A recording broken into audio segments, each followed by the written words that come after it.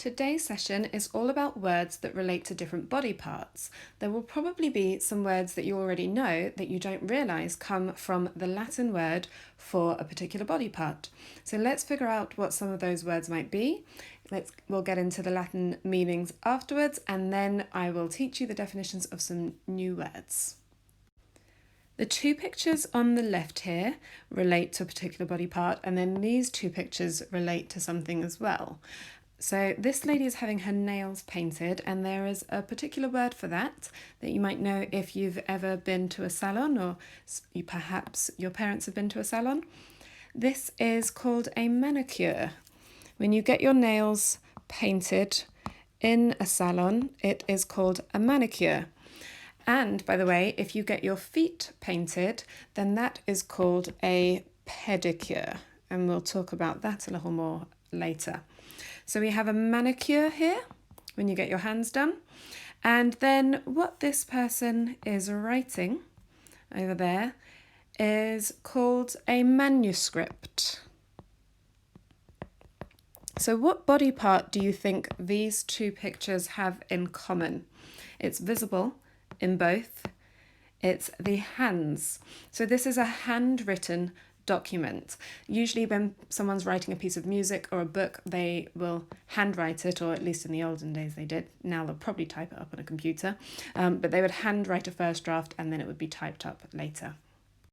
And then over here we have this guy who is the captain of the ship, or the head of the ship, you could call him.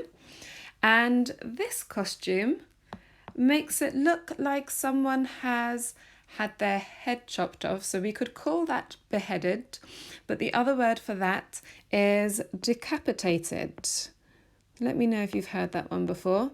So decapitated. So which body part do they have in common, do you reckon?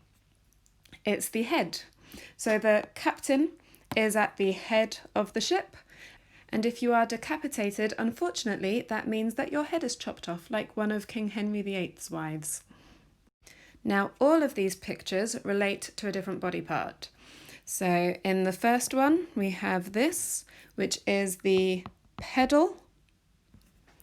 These people walking around could be called pedestrians. A pedestrian is anyone that walks somewhere. That's why you have a pedestrian crossing in the road. It's to let the people that are walking go past. This here is called a tripod. Tri means 3, by the way. That's one of the number prefixes. This piece of equipment here has 3 legs. And then this is, I'm not sure actually whether it's a millipede or a centipede, but let's say it's a millipede for now. Okay, so you may have guessed already, the body part that all of those have in common is the foot. So you put your foot on a pedal, pedestrians walk using their feet. Pod, even though it's a little different to the other peds, that also means foot. So this piece of equipment here looks like it has 3 feet and 3 legs. And then a millipede, got another number prefix here, milli meaning 1,000. A millipede doesn't literally have 1,000 legs, but it just looks like it does. And then centipede, in case you're wondering, centi means 100, so a centipede looks like it has 100 legs, but it actually doesn't.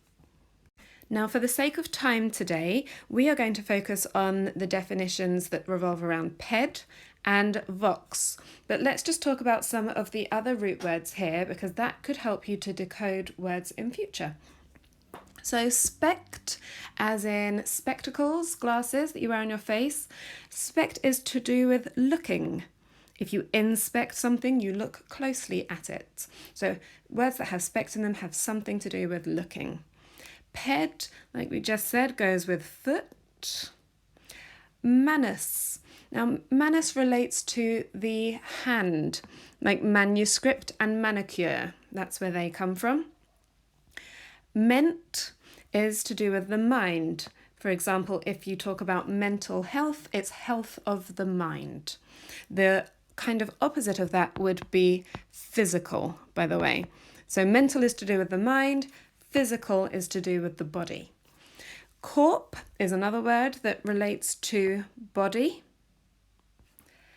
Cap, as in captain and decapitated, went with head.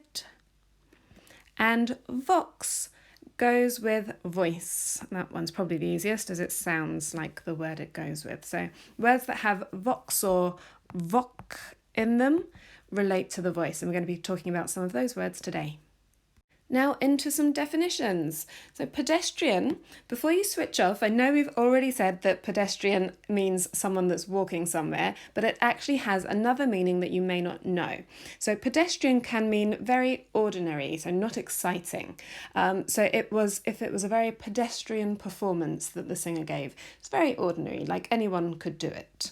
So pedestrian can be a person travelling on foot, or it can also mean ordinary, not interesting. So make sure you've got both of those definitions down if you're writing the definitions at home. On to impede. The prefix im, what does that mean normally? So it means no or not, like in the word impossible. It's not possible. Now, how can you have no foot or not your foot? This word literally means, because it's not foot, it means to hold the feet of someone.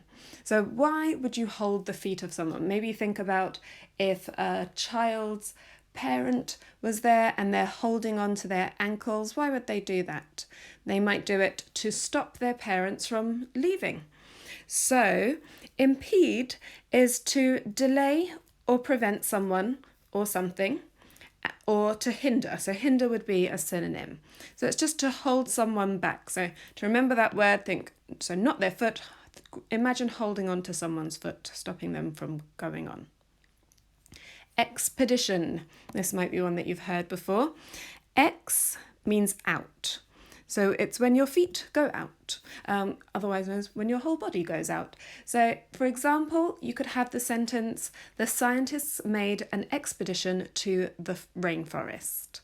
So it's when your feet go out, you go out on a trip or journey for a specific reason. So it's a trip or a journey that is made for a specific reason. So usually a long journey that's taken. And then finally, we have expedite. I've got an example sentence for you.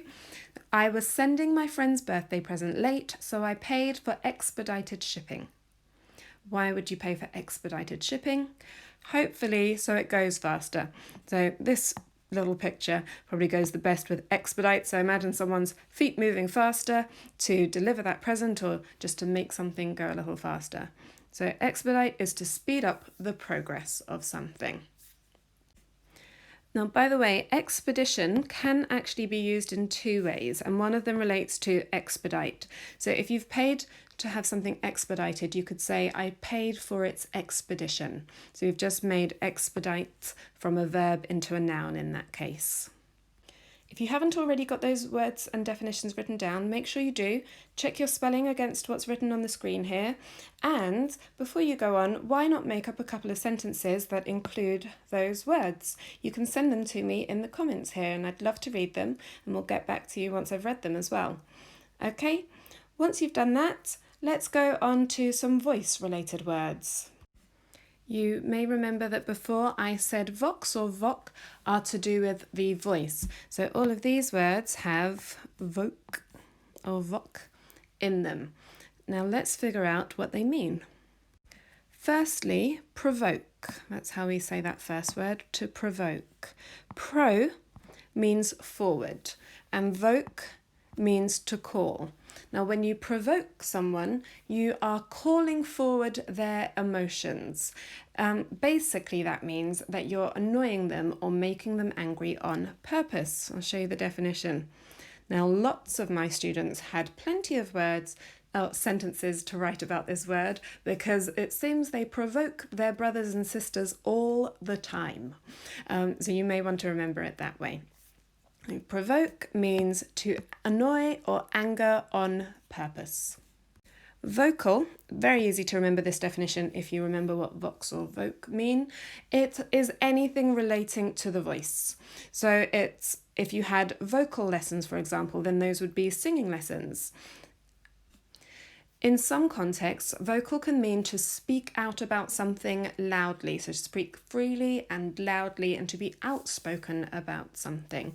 For example, if you were a vocal supporter of animal rights, you might speak to people a lot about it. So everyone that knows you would know that that is what you're interested in because you are vocal about it. So you speak out about it a lot. So the definitions there are relating to the voice. Oral would be a synonym of that. And then also it means to speak freely or loudly or to be outspoken, to be vocal. Okay, this next one, it can be pronounced in two ways, making it a homograph. Homographs are spelt the same but said differently. So it can be pronounced as advocate and advocates. The two words are actually very closely related to each other in terms of meaning. So if you are an advocate, you speak out on behalf of someone else. So perhaps if they are having difficulty speaking for themselves, perhaps they're shy or people aren't listening to them, then you might be an advocate for them. You're supporting them by speaking out.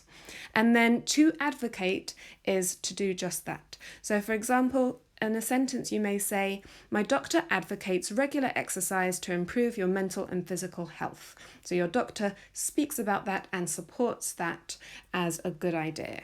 So your definitions here are a person that supports another, so that would be said as an advocate.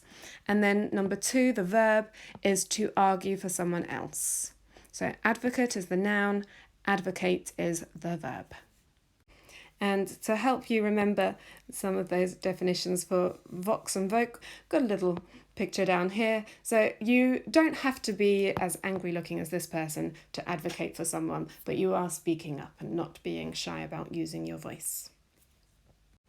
Right, that is the end of our time together today. Don't forget to leave me your example sentences for any of these words or words that you've learnt from our other videos in the comments below. I would absolutely love to see them. Why not keep the learning going by checking out another one of our videos? On the left, you can go onto a maths video if you are sick of vocabulary for the day, or if you want to keep going with vocab, then click on the video on the right. See you next time.